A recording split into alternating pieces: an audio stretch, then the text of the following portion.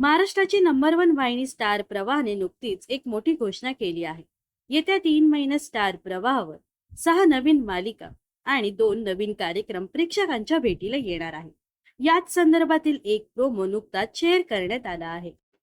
Share केलेल्या प्रोमोनुसार येत्या 15 जून पासून सुना येती घरा ही नवीन मालिका प्रेक्षकांच्या भेटीला येणार आहे.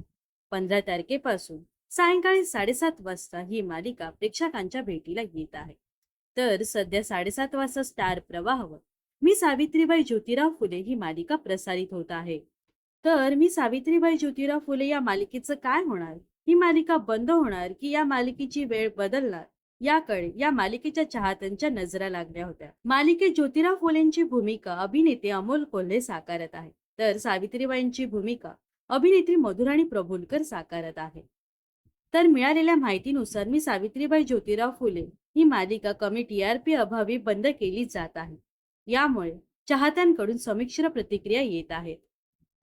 याच दरम्यान मी सावित्रीबाई ज्योतिराव फुले या मालिकेबरोबरच स्टार प्रवाहाच्या आणखी 5 मालिका बंद केल्या जाणार आहेत. तर आता या मालिका कोणत्या आहेत हे येत्या काही दिवसातच समजेल.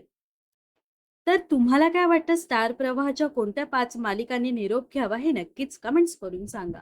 व अशाच मनोरंजन विश्वातील ताज्या घडामोडी जाणून घेण्यासाठी नक्कीच आपल्या चॅनलला सबस्क्राईब आणि फॉलो करायला विसरू नका.